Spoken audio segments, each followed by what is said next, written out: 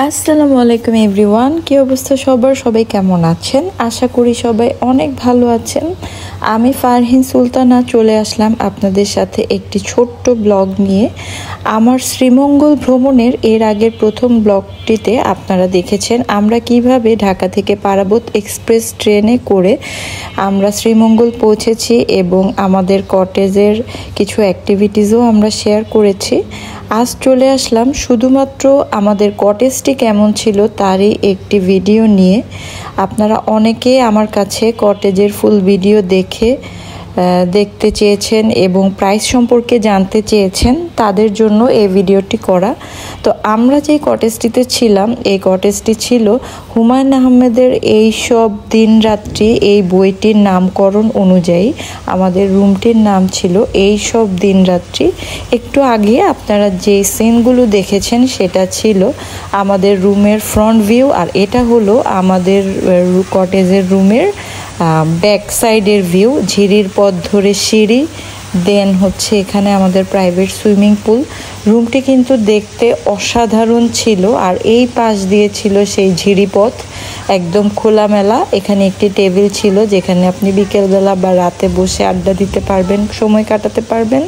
এখানে একটি কিং সাইজের বেড ছিল, আর হচ্ছে এখানে একটা অনেক বড় উইন্ডো ছিল, সাথে চেয়ার ছিল, আপনি এখানেও বসে সময় কাটাতে পারবেন। ছোট একটি ফ্রিজ ছিল, টেবিল ছিল, একটি ডেস্ক ছিল, একটি বড় মিরর ছিল। আর এই তো মেইন ডোর থেকে এই পাশে একটি ক্যাবিনেট রাখা ছিল, আপনি চাইলে আপনার প্রয়োজনীয় জিনিস এখানে রাখতে পারেন। ভিতরে একটি জায়নামাজ দেওয়া ছিল, কেউ চাইলে এখানে নামাজও পড়ে নিতে পারবে। আর এই তো এই যে হুমায়ুন আহমেদের বইটি এই সব দিন রাত্রি, এই নামকরণ অনুযায়ী হুমায়ুন আহমেদের জন্ম থেকে মৃত্যু, তার উল্লেখযোগ্য বিভিন্ন বইগুলো, এগুলোর নাম এখানে দেয়া ছিল।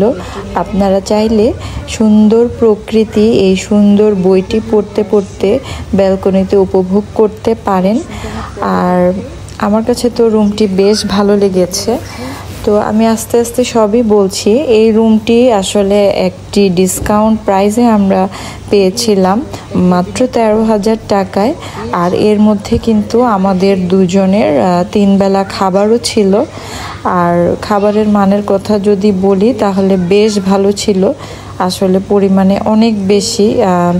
আমরা হচ্ছে আমাদের শুধুমাত্র বাচ্চাদের জন্য খাবারগুলো ওদের কাছ থেকে পে করে নিতে হয়েছে।